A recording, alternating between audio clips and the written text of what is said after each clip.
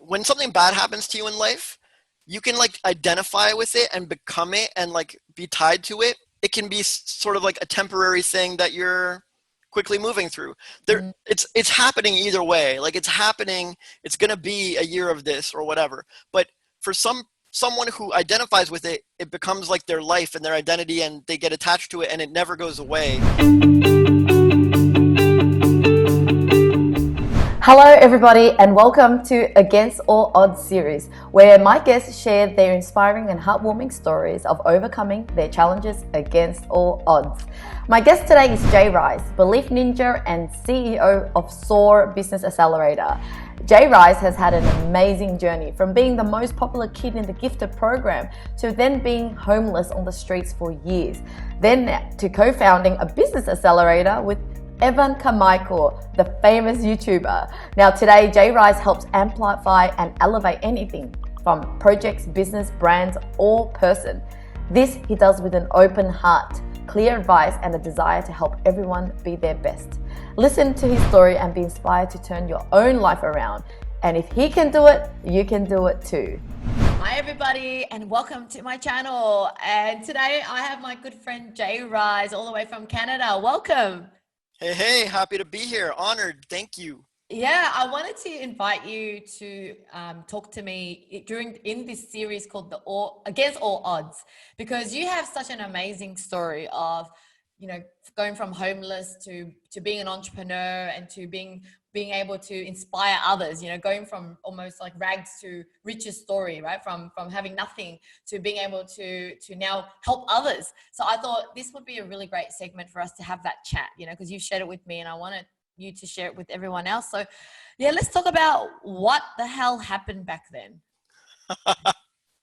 All right. So, uh, quick background. When I was a kid, uh, I was put in the gifted program, and I tested for a super high IQ, and I was really popular in school.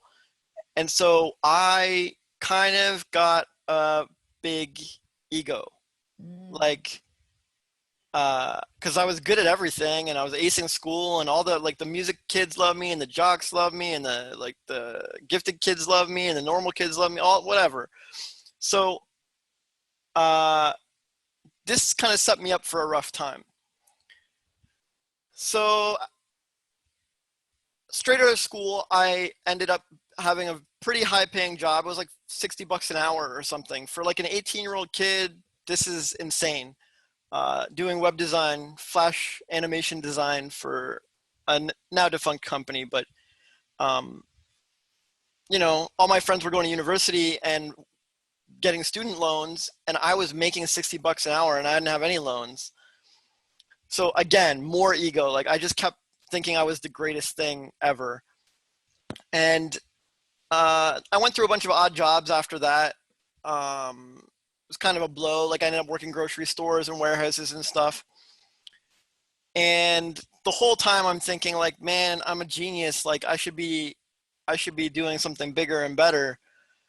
Because this is what like everyone around me taught me, society, parents, everybody, right? Like, oh, you're so smart. Like you should make an art career. You should be a lawyer. You should do programming. You should do whatever.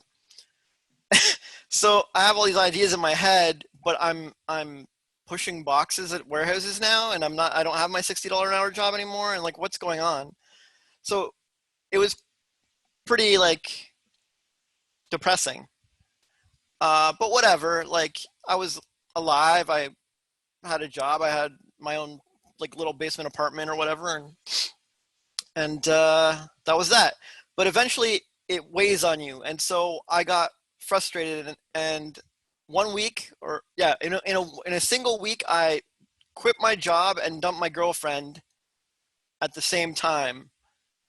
And so I had like nothing, and I had some small amount of savings, a few $1,000s, and I was like, oh, I'm sure I'll figure something out. And I think at that time I was trying to sell my artwork. So that was my first thing, and maybe I made a few sales here and there, but nothing you could live off of. And so eventually I couldn't pay the rent on my basement apartment, So I was like, what am I going to do? Move back with my parents or something? This is terrible. Like maybe I never should have quit, and I don't know. But my aunt let me move in with her. And I was like, wow, that's what a miracle. Like that's a blessing. Uh, like I think anything beats like giving up and moving back home. Like it's a terrible, like I love my parents, they're amazing. But like, for the smart, popular, gifted guy, it's like terrible. So I moved in with my aunt, and that lasted for a while, like I don't know, a year, 8 months, 12 months, something like that. And eventually she had to move houses. And instead of like taking me with her, she was like, well, you got to go. And I was like pretty hurt. And I was like paying her some small amount, but it was like $300 a month or something. It's like a joke of rent. So like, I don't know. At the time I was pretty hurt. I was like, I'm doing what I can. Like, why can't I have like a small closet in your new place? But whatever. It must have been the hardest decision she ever had to make. Cause like, you never want to kick a kid out of your home and basically make them homeless. She knew I had nowhere to go. And so I was like, screw this. Like, I'm not going back to my parents, and I don't know what I'm going to do, but I guess I'll be homeless. And I had a girlfriend at the time, and she was like kind of supportive, like, okay, sure, we'll be homeless together or something. So that was the start of it. And the next like 2 years were me trying to get off the streets. Wow. And somewhere along the way, I tried other jobs, and like my art wasn't selling. So I started like a personal development blog called Spirit Sentient, which like the name, I mean, no one's gonna go there. They couldn't even spell it, let alone like, so I don't know what I was thinking, but I did have like a lot of like, I was pretty smart. I was always pretty smart. Like since I was a kid, I was always pretty smart. And so I figured I had some smart things to say, like, why not? And I was like selling some little products, ebooks and stuff. So I was making like trickles, like tiny amounts of money, living on the street, running my personal development thing, trying to get clients and stuff. And I've always been, I've always been a really proud person. I want to keep my dignity, and I want to feel like I'm my own person and in control of my life. And, I'm really smart, and I can do things, and I'm effective and productive. And so I never let anyone know that I was homeless. Like I didn't even tell my parents for a while. Eventually I had to. So I was basically like on the streets running this blog and selling these products and coaching people, like giving them advice, and none of them knew I was homeless. But I don't think they take advice from a homeless guy. So I was like, I'll just keep it on the down low. And I always made sure that like I presented well. So whenever I had a video call, it was Skype back then. Everyone did Skype. So whenever I had a Skype call, looked pretty well groomed and decent, and no one knew, right? I'd be at a cafe and they'd be like, oh, are you Skyping from a cafe? I'm like, yeah, it's nice to get out of the house. Like just putting on a front to keep the business going and keep my sense of self okay. And the whole time I'm walking by other homeless guys on the street, and they're asking me for money because like I didn't look like them. So it's funny, even homeless people judge you by your looks. Like the people You don't look walking homeless by. enough. Yeah, exactly. That's exactly right. I didn't look homeless enough. Okay. And there were some days where I had like actually nothing in my account and nothing on my person, or like I had like maybe a handful of change or a $5 bill, and a homeless person would ask me for money, and I'd be looking at their hat and being like, I should be asking you for money, because they'd have like $20 worth of change in there. Yeah, and you were saying you even like went shower and stuff. You make do with what you could. I just, when I was hearing your story, I just realized how resourceful you were. And the whole point of me wanting to talk to you is that it doesn't matter how bad things are going for you in terms of like you could have nothing, you could still run a business homeless. I did. Big interview with, oh, I forget the channel's name or the site's name. It was like the 1%ers or 1 billion entrepreneurs or one something, one together. I don't know. But I was like, wow, this is a pretty big interview for me. But I'm homeless. How am I going to take this interview? And I was like really worried about coffee shop internet because it'd been letting me down lately. Like, what if it's all sketchy and stuff? So I got a phone card because I couldn't get a cell phone contract. First of all, you need a proof of address, and second of all, you need money. So I couldn't get a cell phone, but I could get a phone card that you put into the pay phone, and it lets you call. And so I did the interview by phone from a subway platform payphone, because on the street I would get traffic noise, and the interview was at a time when it was in the nighttime, and so the malls were closed. And so I was like, I guess the subway, like I could stand there and the payphone, but I was worried that the train would come by and it would ruin everything. So I'm like covering the mouth of the phone just to have this interview. And I don't know what happened to it, or like I know it aired and I had a copy of it sometime. Oh, but my laptop got stolen. Okay, we'll get to that. So the point is, to your question, yes, I was very resourceful. I used coffee shop internet, internet cafes. I used payphone, like phone cards and payphones. I got some, like I packed some clothes from my aunt's house, and then like I couldn't really do laundry, so I had to find like cheap clothes and just get some shorts or pants or whatever, and like use them as much as I could, and then throw them out when it's like laundry day. Yeah. So what did you learn from, okay, so I really appreciate that you were a man of dignity and pride. You really didn't want to ask for help. So what did you think you got from being that way? Like, what was the benefit in being the way that you were? Well, so eventually, like my ego and my pride got demolished, like halfway through or something. I ended up asking for lots of help and crying and begging and all kinds of shit. But for most of the time, I was maintaining that dignity, and it helped me like not.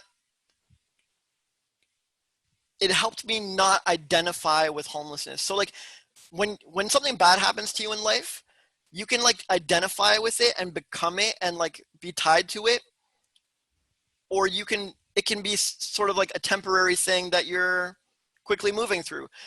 It's happening either way. Like it's happening, it's going to be a year of this or whatever. But for someone who identifies with it, it becomes like their life and their identity, and they get attached to it and it never goes away. But for someone who's just temporarily moving through it, they will come out the other side because of that perspective, right? Like how you see things changes everything. All the little actions changes how you talk, how you carry yourself. You walk with more pride and confidence. I was reading I read a lot of personal development books. I had a lot of time on my hands. You were a very unique homeless person. I mean, you were an educated one. But so you would say that kind of ego kind of got you to where you were, and you could have asked for help earlier than you should, but you didn't. But I would assume that you learned how to be resourceful. It was definitely not a wasted experience, right? But did you always saw yourself as, I guess, an entrepreneur going through homelessness versus I am a homeless person? Is that what you're trying to say? At first I did, but eventually like life beat me down, and eventually I started thinking, well, I'm just a homeless failure, and I got depressed, and like that's ahead in the story. Like I ended up being suicidal and trying to kill myself. But for the first like year or so, I was I was like, I'm just going through this. I'm sure I can succeed. I'm super smart. I have all these skills Mm, and talents. I'm so resourceful, right? mm, And I was just like proving that I was more resourceful. Like I'd meet people and they'd be like, "Oh, my job, man." And I'd be like, "Well, you could always quit." I did. Like, and they wouldn't know that I was homeless. Like we're just mm, meeting at a McDonald's or something. I'm like, "Hey, man, like let's meet up at Starbucks." And like, cool. Cause like I still had like friends and like a life, right? Like I was hiding the homelessness, so I couldn't just like not see anyone for a million years. mm, So I felt like, hey, I'm sort of handling this. But like life was gonna teach me that it's arrogant to just always think you know better and know best and like your single-minded approach is the way to yeah. go. Like what if asking for help was the best thing to do, the right thing to do? What Mm, if, you know, trying to be productive and resourceful was like uh stifling things or preventing progress? Like mm, uh as entrepreneurs, sometimes we have to let go of control and delegate and trust our staff with stuff. And like I wasn't letting go and delegating and trusting anybody with anything. I didn't even tell them my secret, right? Like mm, so yes, on the one hand, I was proving my immense resourcefulness. Who handles it like this? Like, Jesus, like my resourcefulness is off the scale, right?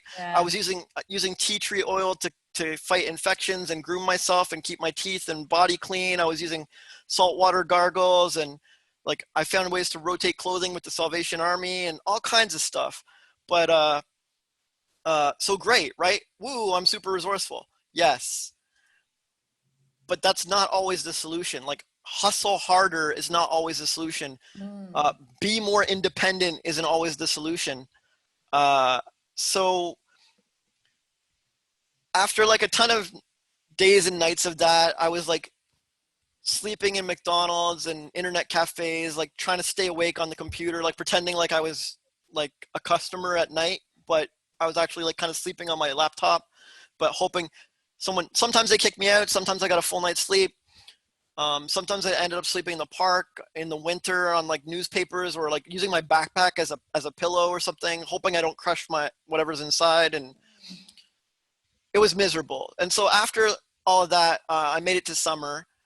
And in summer, I was just like, had enough. I was sick of it. I couldn't take any more. I didn't want to be more resourceful. I didn't want to like try and make more money or like find another $20 for another night's sleep. I was done, like just done. And so I lay down in the park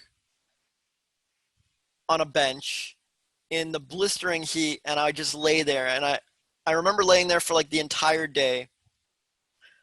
It was the first time I'd ever stayed in like I was bedridden or bench ridden for the entire day. And I started feeling sore. Like I was like, this is like it hurts. It hurts to stay here, but I don't want to do anything. I don't have money. I can't find food. I'm not a useful, valuable human. I don't have a purpose in life. So I just feel like staying here, but it hurts to stay here. So I don't feel like staying here. It was just the weirdest thing.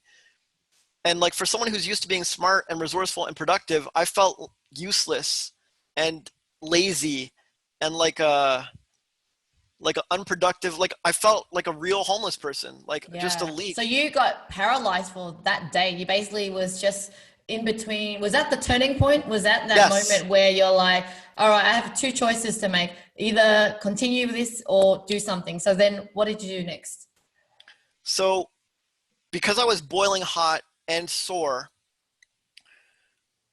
I got up and started wandering and I didn't know where I was going, but I was like, I have to move my body at least, like something. So I walked and eventually I saw the library and I was like, oh, I guess I'll go in the library. There's air conditioning. And when I got in there, uh, I noticed that I could stay there and no one would bother me. Like I could just stay there the whole day and they had outlets and I could use my laptop and I didn't have to like find money for coffee or croissant. I didn't have to pay anybody. I could just go and be in the library. But it was only open from 9 till like 8 at night or something. So I still had to find places to sleep and stuff. But the library was pretty helpful. But even though I found it that first time I found it, it wasn't like, oh, this is amazing, my life is way better. It was just like, this is better than laying in a park hoping I starve to death. And so while I was at the library, I started just going on the internet and well, it was like forums back then. We had forums on the internet. I remember those days. Yep. Yeah, I don't know if you were ever on any forums, but I was on lots of them. Video game forums, health forums, fitness forums, like business forums. So I ended up just going through the forums and giving people advice, because my whole life I was always like a smart ass with tons of advice, right? Yeah, just didn't take your own advice. Yeah, it's true. And I would have, but like my ego and arrogance was so high that I couldn't take my own advice, right? Yeah. I love your honesty, by the way. It's very humbling. Thank you. I apologize if the video's shaky. I can like fix the footage for you. No, good. So then you were in the forums and yes. And so I was just giving advice. And since I did it like morning till night, or like I'm YouTube and did other stuff too, the people on forums, and a lot of the forum owners started taking notice, right? And one of them was Evan Carmichael's forums. Yeah. And that's how we know each other, by the way. So Evan Carmichael, if you don't know him already, check out his channel. Over 2 million subscribers. Motivational video, top notch, awesome. And yes, that's why we know each other too. Yep. So the moderators on his forum started noticing that I was answering faster than them. I was answering better than them, clearer than them. My perspectives and advice was like unique and interesting. And they were like, man, this guy is, I don't know who this guy is, but he's tearing up the forums. And so they notified Evan. They're like, dude, Evan, we got some new guy like in the forums, man. You want to check it out? Check out some of his answers. So Evan read them and he was like, man, this guy is unique, and he's a huge blessing for the forum. So we emailed and he said hi and whatever, but nothing really came of it. But I kept doing what I did, giving the advice and stuff. And eventually he messaged me on Facebook one day and was like, hey man, are you free for dinner? And I was like, what? I mean, you've been on a lot of forums. I mean, if you've been on any forums, you know that the owner of the forums rarely picks a forum member and says, hey, he's the nicest guy ever. You know, ever since I've dealt with him, he's always given time, creating videos, personalizing the answers and stuff. He's just one of those type that genuinely wants to create connections, not just, you know, creating a great reputation for himself. Yeah. He's a shining example of humanity. Fantastic human being. But he's also a very shrewd, very smart businessman. Like, he helps entrepreneurs because he's a genius at business.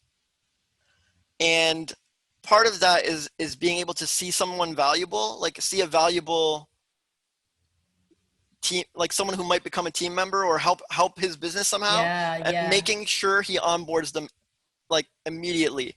He's amazing at it. And he has a team of misfits, like it wasn't just me that he found. He's tons of people he's found in weird places, and no one pays attention to them. But he's like, oh, this person's a genius, or this person would be perfect for this task. And he sees potential, and he knows how to fit you in. Yep. And this is one of the best skills on the planet, and I've never seen anybody teach it. It's basically like talent scouting, but for entrepreneurs. So yes, he definitely gives tons of time and love and attention, but he's also smart to find a win-win. Like, he's not just doing it as like some random charity. He's doing it because it's going to help him too. He sees value in you. So so he offered you a job. You started working with him. So he, well, not immediately. like, well, we met at the restaurant that night, and we were supposed to meet for an hour, and we ended up talking for 4 or 5 hours until the restaurant closed. And he was like, man, like, I've met a lot of people. I've never met them and then talked for that many hours till the restaurant closed. So we got to work together on something. So he's like, I'll come up with something. And so whatever, I ended up telling him I was homeless when we met, because I was like, I don't think it's a good to start off our relationship like, Yeah. with a I'm line. homeless. Yeah. And I was pretty like beaten down anyways. I was just like, there's no point in hiding this anymore. Let me just accept and admit my circumstances. But, and if I lose the deal because of it, so be it. But I think it just made it more cool. Like, it was more as a even cooler story. Like, I met this homeless dude. He's a genius. We're going to work together. Like, what? So, um, but since nothing happened immediately, I felt like a failure again. I was like, oh, another missed opportunity. Like, I wasn't seeing the bigger picture. Like, oh, this could help turn out down the road. I was like, I just needed instant help Gratification. now. Yep. Yeah. Yep. Like, and if I didn't get it, I'm like, whatever. It's just another failure. I'm like the least successful genius that's ever walked the planet Earth. Wow. So you had a lot of negative talk to yourself. You were just constantly beating yourself down. Yeah, but not in the Yep. beginning, only after 2 years. Like, Yeah. after 2 years of failure and homelessness, and you can't get off the streets and Yep. whatever. And like my laptop got stolen, and it's like, but I was blessed because like some of my blog readers did a fundraiser for me to get me a new laptop and I got to stay in a bed and breakfast for a little while, like, all off the charity of others, right? And Wow. that Yeah. was weird for me too. Like, I've never asked for help ever, and like all of a sudden a whole bunch of free money came in. It wasn't enough to like change my life or anything, but like for that moment, it felt like a miracle. Like, I was like, this is insane that people are doing this for me. Yep. But anyways, so at that time I was super depressed, and I was like, well, at least maybe I could do one thing right, and like hopefully I can end my life right. Wow. So you got to the darkest point. I thought that there was a turning point then, but it got worse before it got better. It did. That's the line. Yes. But that was the seeds of the turning point. Like, to me, that, like, when I look back, that was definitely the turning point. But at the time I didn't see it that way. Yeah. And there's always this quote. It says, things get worse before it gets better. So you think things are bad now, but before it gets better, somehow you dip down even more. And then that's where it goes. Yeah. But like, I was chatting with my parents like sometime during those years, and my mom said that quote to me, or something like it, like, it's always darkest before the dawn or something. But like, when someone's been homeless for 2 years and you're not giving them like money to get out, or food or shelter, or like a job or whatever, if you're just giving them quotes, like, it's like insulting. They're like, I don't need freaking like phrases and quotes from memes from the internet, dude. Like, so like, when someone said that to me, like, it just made things worse, because I'd be like, well, how dark does it have to get? Like, how dark has your life been? Like, I'm already darker than you were, so what? It needs to get even darker before it gets better? Like, how come you didn't go that route? Like, your life never went that dark and then dipped darker. Like, what? Yeah. But I was young, and like, now I don't compare like who was darker and who was not or whatever. But at the time, like, that's all I could think. Like, it gets darker before it gets better. Who are you talking, like, from your high palace with your cushy home? Like, yeah. get So you out were of always here. this kind of like a little bit of a jealousy, envy, and who are you to tell me that, that life is going to get better? But yeah, so you were kind of very hating towards people in life and God and the universe. And myself. Yeah. And that kind of attitude can only bring more pain. Like, if it did get worse, it's probably because of like the way I was carrying myself, right? Like, with all that negative self-talk, it's not going to make things better. Yep. But,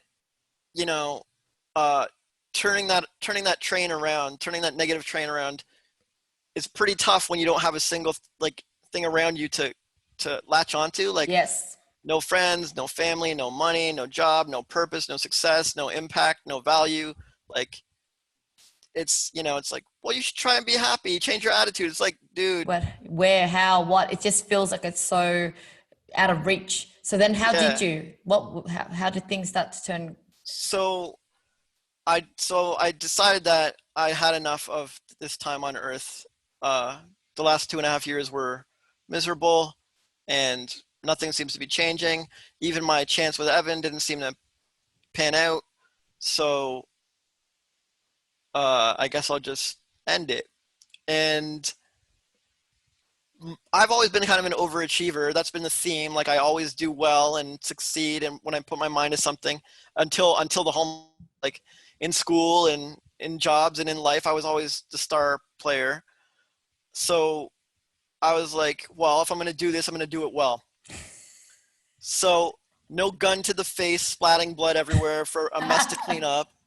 No jumping off the building and then like kind of surviving in a coma or whatever. Like, right? You Yes, hear it's you just hear about it hilarious. all the time. You hear about it all the time, man. I was like such a conceited asshole, and like I'd hear people kill themselves, and I'd be like, oh my god, they suck. Like, what the hell? Like, dude, if you're gonna kill yourself, at least do it right. Like, Mm, so, but whatever. Like, I was just a big asshole, and so like yeah. that's not a kind way or a healthy way to think. And so when the time came, I was like, I'm gonna do way better than these guys. And so after like lots of research, I found an institute in Switzerland or Sweden. So what One of did you the actually search? You went how to kill myself the most yeah. cleanest way. Like what is it that you're hoping for? What was the outcome? What like Well, so dying the most humane. fastest? I Most said most humane? humane. Yeah, I Okay, said most most humane. Uh, and then I started like ranking them.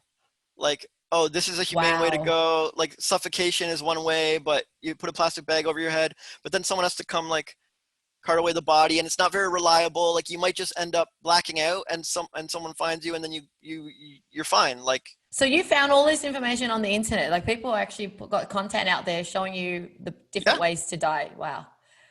Whew. it's there's everything out there, but Yeah. no one ever searches it because it's really dark. But Yeah. but it was really interesting, and so it's like, okay, I won't do the plastic bag thing, and it's like, what do they do for dogs and animals? Well, they use a drug called phenopentobarbital. Uh, vets use it, right? Yep. Like, because people want a humane way to put down their animals. It makes Mm. sense. Hmm. And so you figure, like, what about a horse? A horse is a giant animal, right? Or an elephant. They just use a really large dose, and it Mm. works. So I'm like, well, it could definitely do a human. So I think I found the best way, and I was pretty proud of myself. Um, but how do you get it? So it's not readily available. You need a doctor's license or something, but you can order it or get a vet to order it for you or something. There's ways around it. Yep. And I eventually found some like in Mexico that would ship to me. But guess what? They need an address to ship it to. And I'm Mm. homeless. So I'm like, It's a blessing that well, there's no address. kind of. But to me, I didn't see it that way. I was like, oh my God, I can't even kill myself, right? You gotta kill us. Even after I made fun of all the people, like, oh, like I could do it better. And here I am, like the big jerk I am, and I can't even do it right either. And like I even saved up the money for it. It was like $400 to order it, which was like I could live for 2 or 3 months on that. Mm. Because I learned how to stretch my dollars. Like I would live on croissants because croissants were like 33 cents. So if I had a croissant for breakfast and a croissant for lunch, a croissant, it was like I could live on $1 for Mm. meals, like bread and water. So I could like make 400 last a long time. But I was like, whatever. What does it matter if I'm gonna die anyways? Who cares? I'll just spend the 400 and be done. Like, so I managed to save it up, and then I couldn't get it shipped to me. So I was like, I could use a friend's house. Like maybe I could tell Adam, like, oh, Adam, can I ship a package to you? But like, it's gonna come in like a medical package or something because it's like it's just a vet drug. Like he's gonna ask, like, dude, what do you need this for? And like that'll ruin it. Like I know as soon as that happens, he'll hang on to it or he won't give it to me or whatever. Like, so I was just like, like, whatever, man, I can't do anything. And so I remember being in a abandoned mall or a closed down mall in the bathroom, just crying, like bawling my eyes out, like until I was dry, like until there was no moisture and I felt like a withered husk. But I guess I needed to cry because afterwards I felt like numb and hollow, but like, Released. Everything is just, yeah, yeah, it felt yeah. amazing. Like Mm. I still felt useless, but I didn't feel as bad as I felt before. And then I just went back to laying in the park because I was like, well, last time I laid in the park, uh, I found the forums and the library and met Evan, so maybe something good will happen again. And it did. Evan uh, invited me for a meeting to discuss another, like a potential project, and we started working together. And that was a turning point because after that project went well, we did another one that went well, another one, and you know, he knew like my situation, so he was like, look, you know, I want to keep working with you. How about I let you sleep in my office? And that was just the turning point because ever since then I've been fine. Like, Yeah. So what have you been up to in the last few years? So what year was that? oh, that was like 2013 or Okay, 7 years. 12 or 15. Yep, Yeah. yep, yep. So what's life like now for you? Oh, it's great, man. Like I got a You got your own beautiful, place now? yeah, I got Yes. a beautiful place in it's like one of the best neighborhoods in Toronto, Yonge and Yeah. Eglinton. People are jealous of this location. Uh, you know, I run a business accelerator with Evan, and I've always loved accelerating and advising and consulting, so it's right up my alley. Mhm. Working on I think the world's first personal development video game, Yeah, so excited for that. Can't wait. right? Yes. Yes, and I took your suggestion actually. I started working on a Kickstarter uh, Huh. pitch campaign, so we'll see. Like it's in the early stages. I haven't released it or launched it or anything, but we'll see. Yeah, yeah. So, I love your story because you really took me on a journey of the mindset that someone could have going from, it wasn't like you were born into the most poverty place and yet you still managed to find, somehow got yourself in the most darkest place, right? And Yep. then you kind of got out and in, and so it really just shined through our mind and how it can really play with you and how it can really take you a different journey. So what would you say to someone watching this video who just feels hopeless? It might not be homeless, it might be they just, there's, when people are feeling hopeless, they always think it's the worst thing, or you don't understand me, my situation is worse, or whatever. What would you say to that? Or what would you say to people just feeling like, Yeah, I get it. yeah, yeah. I just wanna make sure so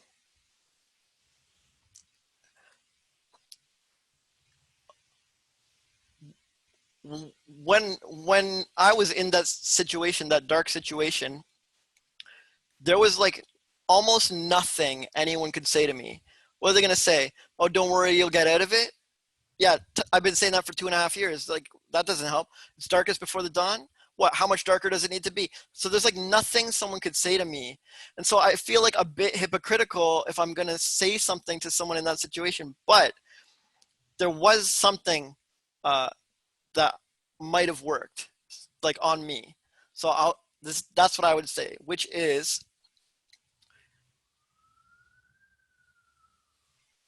uh,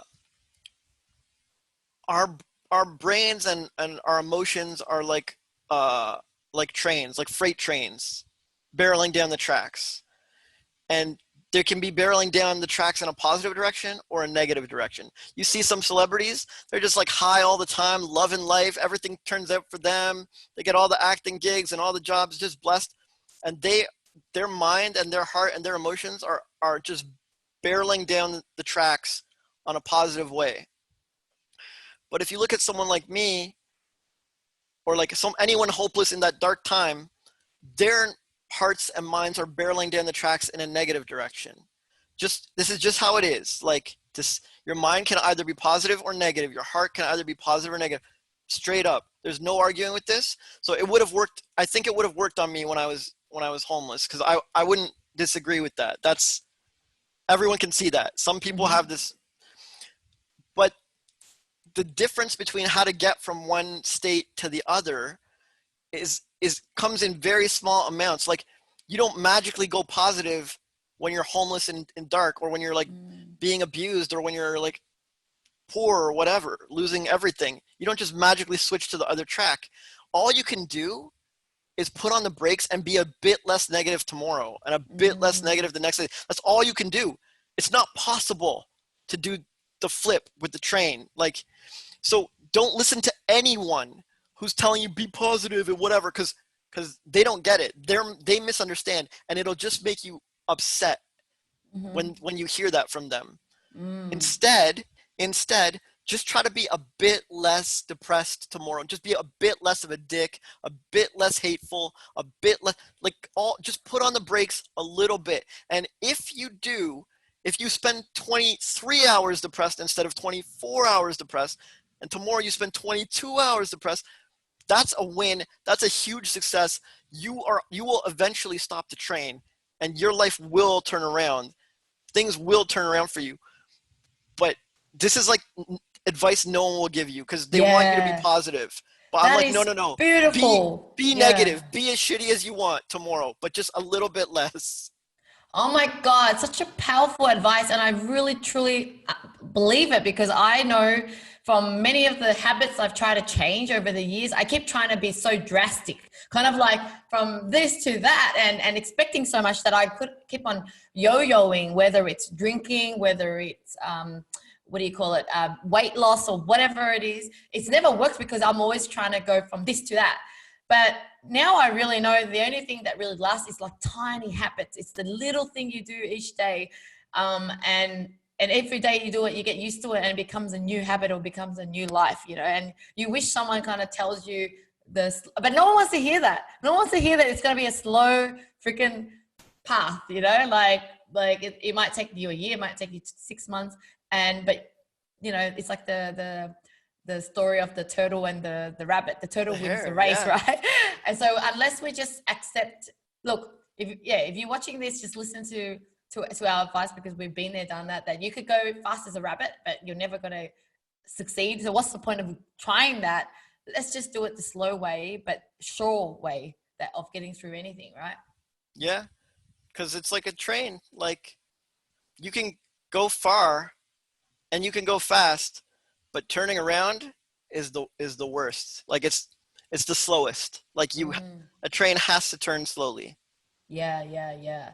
And okay, what was I gonna say? I lost my train of thought. You lost your train of thought. I lost my train of thought, because you covered it so well, and we kind of, because that's the thing, and that's the ultimate goal of this video I wanted to get, was more of against everything that was going wrong, against every negative thing you could have told yourself you did, and yet you flipped it around, and we kind of got there. And that's why I'm like, okay, well, I'm done asking questions. Well, it was slow, right? Like, it was a turning point, but like sleeping in someone's office still isn't like something fantastic, right? Like, I wasn't really happy with myself. I was just a bit less negative than I was before. Like, Jay, do you want to kill yourself again? No. Not as much as yesterday. I'll hang around. Yeah, exactly. Not as much as yesterday. And that's the win. But like, no one wants to hear that. Like, oh my God, you feel like kind of like killing yourself? Yeah, I feel kind of like killing myself. And they're like, that's terrible. I'm like, no, that's a win. Yeah. I'm a bit less negative. And once again, I think now, look, if someone's watching this, they want success. Okay, well, just do one good thing each day, whether it's reading, like they say, instead of thinking, I got to read this book and think it's such a big deal, read 2 pages a day. And that 2 pages equals a book. And then you've already got that information there. So everything you do moving forward, it's kind of in small doses, and forgive yourself. Don't pressure yourself. And that will take you to that journey. But thank you. Read one sentence. Yeah. Well, how do people connect with you, J-Ryze? Oh, at Ryze Online everywhere. At RYZE online. RYZE online. Everywhere. Yeah. So I guess I have two questions for you. Is what's the one takeaway you want people to kind of get from this video? That's a good question.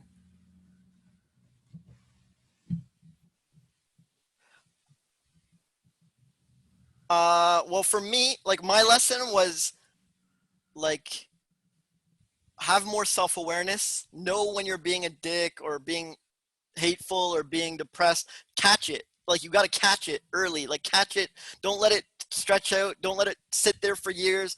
Don't be repressed. Like for me, when I realized like that being a lone wolf, independent, like guy who's hiding all my problems and pretending like I can handle everything, when I realized this was not helping, and I just lay there and let life happen, and I stopped worrying about being productive and stuff. Like I still love being productive, but like you don't have to do it every moment of every, like when I was self-aware, I wasn't self-aware, which is the problem. But the takeaway is be self-aware. Know like what's going on inside you and your heart and your mind. Be honest with yourself. Don't paint a happy face on things. Don't hide things from people. Just make peace with life, even if it's shitty, even if it's the worst situation. Just admit it. You're homeless. You suck. You were cocky. You were arrogant. You were whatever. Make peace with this and turn the train around. Yeah. Beautiful. That was a beautiful wrap up. I really like the train analogy. So thank you so much, J-Ryze, for being on my channel today. And I had a blast talking to you. And I hope people are inspired. Yeah, you can do it. Against all odds.